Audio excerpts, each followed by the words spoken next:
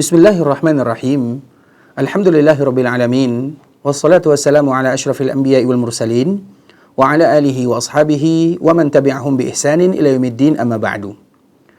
Pada pembahasan sebelumnya, kita telah membahas rukun-rukun salat yang jumlahnya ada 14.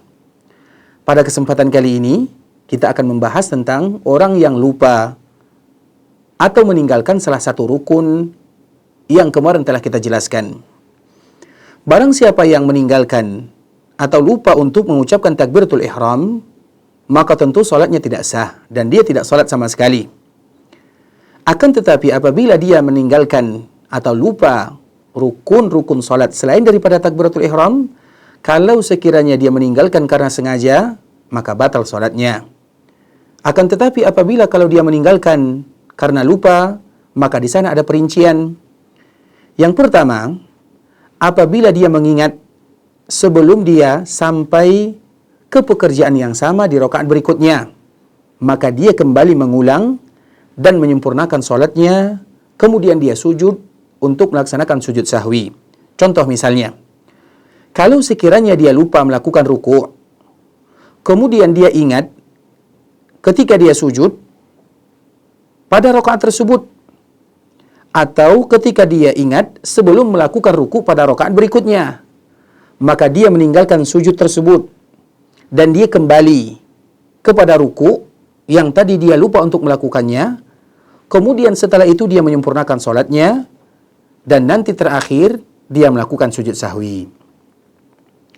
Adapun poin yang kedua, kalau sekiranya dia ingat bahwa dia meninggalkan salah satu rukun salat setelah sampai kepada rukun berikutnya yang serupa, maka dia hendaklah mengensel atau tidak menghitung rakaat yang tadi dia lupa melakukan rukun-rukun salat, kemudian menjadikan rakaat yang berikutnya adalah tempat untuk rakaat yang tadi dia lupa. Kemudian setelahnya dia menyempurnakan salatnya dan melaksanakan sujud sahwi.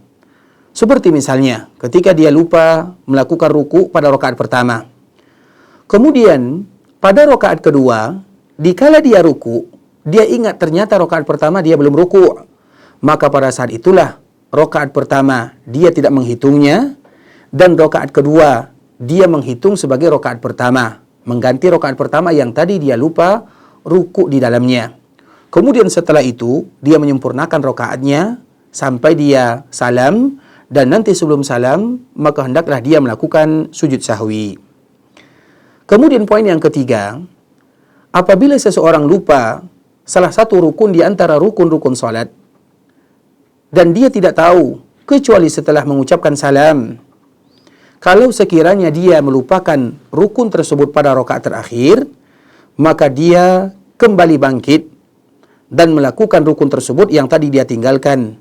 Kemudian pada akhirnya dia menyempurnakan dan menutup dengan sujud sahwi.